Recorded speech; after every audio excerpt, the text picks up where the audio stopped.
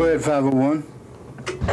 501, I'm at 3740 Colony Drive, where I've just arrested a Kevin Wilson on a warrant number 2-23689. And this subject states that his attorney was in the court this morning and has taken care of this fine. Could you check it out for me, please? 10-4, sir. Stand by.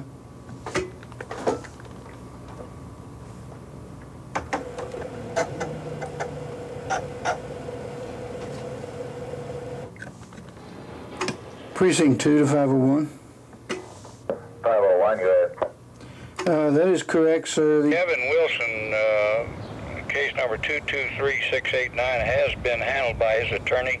It has been paid. Okay, 501, thank you. When the entire computerization process is complete within 6 months, Jerry believes fewer deputies will be needed to carry the workload. Deputy Denny Finley believes that the trend is all part of an information revolution that will eventually affect everyone. They're probably going to be beating on my door. Once they see how much easier it has made Jerry's life and how easy this office is going to run, they're going to have it for themselves, because it's a nightmare. The paperwork is a nightmare.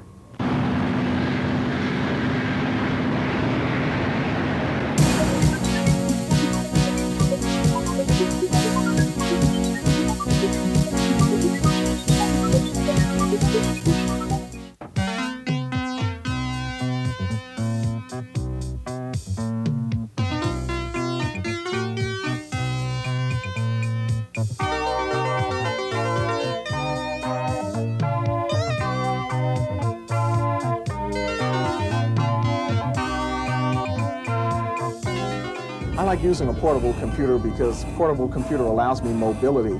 I'm not locked into a location like I am with a desktop computer. With a desktop, I've got to use it usually near a power cord, and I just can't be productive wherever I'm at. I'm just the type of person that likes to be doing something. I hate it when I'm wasting time. A portable computer lets me utilize that time that otherwise it'd be wasted. I finished my story, and now I need to send it to the mainframe computers at the Dallas Morning News so it can be worked in with the text for publication. At the same time, Carol Holloway is also working on her story, and Keith, who is in our production department, is working on pulling both stories together and getting them in the kind of page layout that we need for the newspaper publication. So this is what I do to do that. I have acoustic couplers, which will allow me to link up to any standard telephone. I connect them to the back of the portable computer, turn it on, and then we simply take any standard telephone and match our couplers and dial the number, give it a few seconds for the dial tone. And once we receive it, we can upload a file by simply typing in the name of that file on the keyboard of the machine.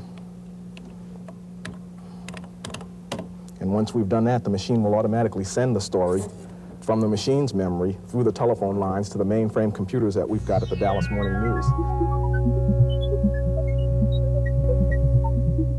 With an occupation that involves creativity, a personal computer improves productivity by making it easier to be creative. Composers Mitchell and Alexia Markham know this to be true since they started using a computer in their song and jingle writing business. With a variety of clients and jobs, ranging from radio commercials to motion picture soundtracks, their personal computer helps the Markhams keep records, write lyrics, and even compose the music itself. 1 through 6 are the different note values. 7 through 9 are the different rest values. So if I want to enter in a quarter note, I will hit 3, move over, move down, hit another quarter note, hit another quarter note, hit another one, move over, raise it up, hit an 8th note, and I can literally move through the score this way very quickly, just knowing what values I want to do, rather than having to go down here and pick it up and travel each time. So that's really a tremendous aid. Also, you can go directly under the note and add a harmony there, add a harmony there, and add a harmony there. That quickly you can build a chord structure.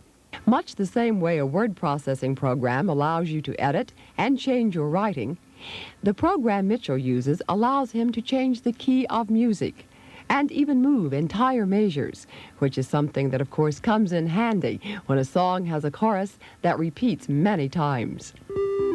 There's a tremendous advantage in being able to orchestrate it for two reasons on the computer. Number one, for my benefit in accuracy. Number two, the benefit to the person who is trying to project. A lot of times the client cannot project what it's going to really sound like. That's why they're hiring me. This way, they can hear the music before and see it against the picture before we actually go into the studio and hire the people. And okay basic things, tempo, speed.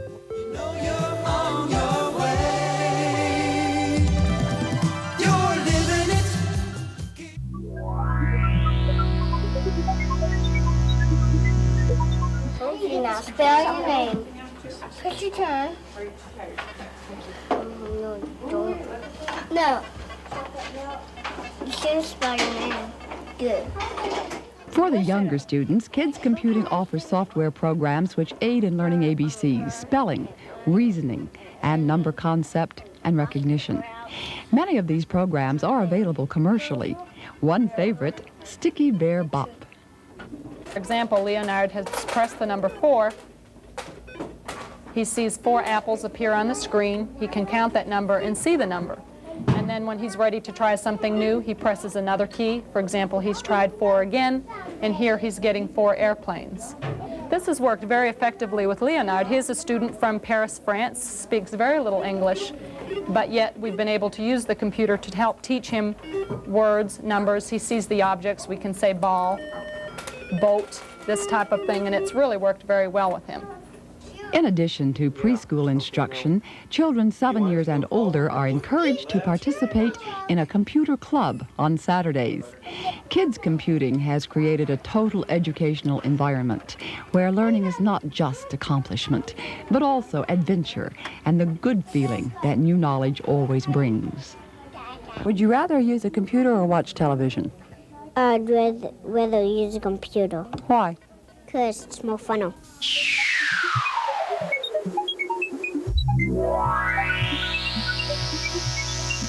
Come on in, Kat. It may be small, but using an it's Apple all II right computer, for a us. Sit down, graphics we'll tablet, watch and a program called Designer's Toolkit, Tim now designs his weather maps with a light pen. Compared to many of the graphics computers available, Tim says it's one of the most inexpensive ways for many weathermen at small stations to computerize their weathercasts. I'm going to bring up a map of the United States with a 48 states outline. And we'll do a couple of different things with this. Now I'm going to switch pages, go to the other side of the computer here, I think. There we go. I'm going to load one other map so I can cross the two over when I get all the information on that I want. I'll get the second map up. This one will be an outline of the United States without the states on the inside. And I can do a couple of different things. One of the things I like to use this for is to show different temperature contours. One map that I use often is a map of freeze, temperatures at or below freezing in different parts of the country, so people can see if Uncle Fred up here in Zap, North Dakota got froze last night. So I'll get the information. One thing, and remember, I use this computer in conjunction with several other computers, and that's one thing I think most people do. Now what I'm going to do is draw a little line.